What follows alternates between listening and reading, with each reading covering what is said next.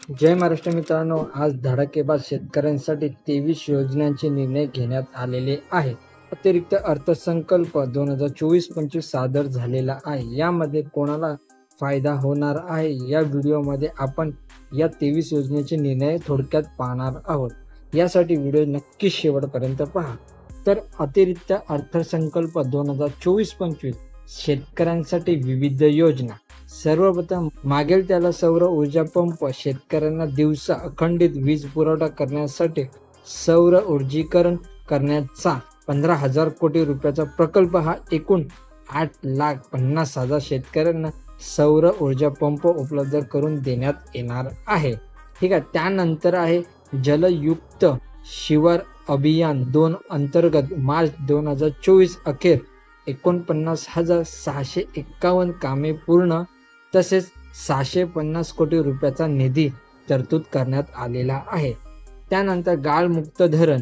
गाळयुक्त शिवार योजनेअंतर्गत एकूण 338 जलाशयातून 83,39,818 घनमीटर गाळ काढण्यात आलेला आहे. त्यामध्ये 6,000 शेतकऱ्यांना याचा लाभ भेटणार आहे. ठीक आहे. त्यानंतर मत्स्य बाजार स्थापना तसेच मासळी विक्री सुविधासाठी 50 कोटी रुपयाचा निधी मंजूर करण्यात आलेला आहे. स्वच्छ व हरित ऊर्जेचे ध्येय साध्य करण्यासाठी जनाई, शिरसाई, पुरंदर यासह सर्व शासकीय उपसा जलसिंचन योजनेचे सौर ऊर्जीकरण 4,200 कोटी रुपये खर्च करण्यात येणार आहे.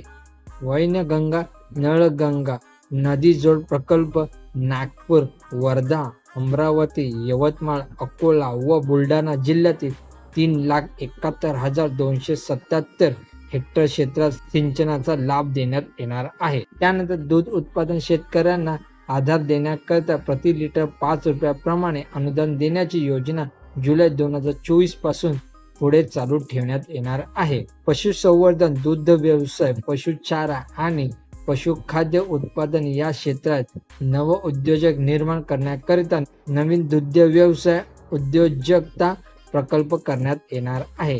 शेळी, मेंढी पालन आणि कुक्कुटपालनाला प्रोत्साहन देण्यासाठी 2 नवीन प्रकल्प देण्यात येणार आहे. त्यानंतर कापूस, सोयाबीन तसेच अन्य तेलबियांच्या उत्पादकतेत वाढ आणि मूल्य साखळी विकासासाठी विशेष कृती योजना सन 2024-25 मध्ये 341 कोटी रुपये हा निधी मंजूर करण्यात आलेला आहे. त्यानंतर नोंदणीकृत 2,93,000 दूध उत्पादकांना प्रति लिटर 5 रुपयाप्रमाणे 223 कोटी 83 लाख रुपये अनुदान वितरित करून राहिलेल्या अनुदानाचे त्वरित वितरित करण्यात येणार आहे. ठीक आहे. त्यानंतर विदर्भ आणि मराठवाड्यातील 14 विपत्तीग्रस्त जिल्ह्यातील केशरी शिधापत्रिक धारकांना 11,85,000 शेतकरी लाभार्थ्यांना मे 2024 अखेर 113 कोटी 36 लाख रुपये थेट रोख रक्कम अदा करण्यात आलेली आहे. त्यानंतर राष्ट्रीय कृषी विकास योजना आणि राज्य पुरस्कृत कृषी यंत्रणीकरण योजनेतून गेले 3 वर्षात 2,14,000 शेती उपकरणाच्या खरेदीसाठी 1,239 कोटी रुपये हा अनुदान देण्यात आलेला आहे. त्यानंतर नानाजी देशमुख कृषी संजीवनी प्रकल्पाचा 6,000 कोटी रुपये किमतीचा दुसरा टप्पा 21 जिल्ह्यात राबवण्यात येणार आहे. त्यानंतर माननीय बाळासाहेब ठाकरे कृषी व्यवसाय व ग्रामीण परिवर्तन प्रकल्पाअंतर्गत 1,561 कोटी 64 लाख रुपये किमतीचा 767 उपप्रकल्पांना मंजुरी देऊन सुमारे 9 लाख शेतकऱ्यांना याचा लाभ देण्यात येणार आहे. तसेच गोपीनाथ मुंडे शेतकरी अपघात सुरक्षा सानुग्रह अनुदान योजनेअंतर्गत 2,694 शेतकरी कुटुंबांना 52 कोटी 85 लाख रुपयाचे हे अनुदान वाटप करण्यात येणार आहे. त्यानंतर महात्मा ज्योतिराव फुले शेतकरी कर्जमुक्ती योजनेअंतर्गत पीक कर्जाची नियमित परतफेड करणाऱ्या 14,33,000 शेतकऱ्यांना प्रोत्साहनपर रक्कम म्हणून 5,190 कोटी रुपये अदा केले आहे. त्यानंतर उर्वरित रक्कमेची वाटप त्वरित करण्यात येणार आहे. तसेच खरीप हंगाम 2023 करिता 40 तालुक्यामध्ये दुष्काळ तर 1,021 महसूल मंडळामध्ये दुष्काळ सदस्य परिस्थिती जाहीर करून विविध सवलती लागू करण्यात येणार आहे. त्यानंतर नुकसानाची पंचनामे जलद व पारदर्शी होण्यासाठी ई पंचनामा प्रणाली संपूर्ण राज्यात लागू करणार आहे.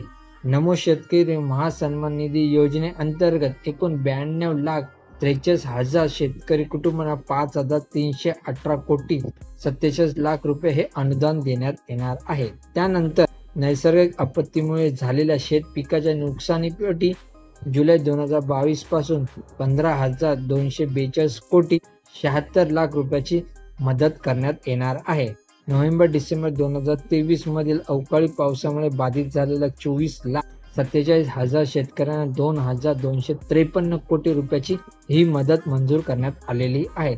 त्यानंतर नुकसानीच्या क्षेत्राची मर्यादा 2 ऐवजी 3 हेक्टर करून राज्य आपत्ती प्रतिसाद निधीच्या निकषापेक्षा अधिक दराने मदत करण्यात येणार आहे. मित्रांनो, अतिशय महत्त्वपूर्ण हे 23 निर्णय शेतकऱ्यांसाठी घेतले गेलेले आहे. मित्रांनो, नक्की व्हिडिओ ही शेतकऱ्यांपर्यंत शेअर करा आणि चॅनलवरती नवीन आला असेल तर चॅनलला सबस्क्राईब करा. जय महाराष्ट्र.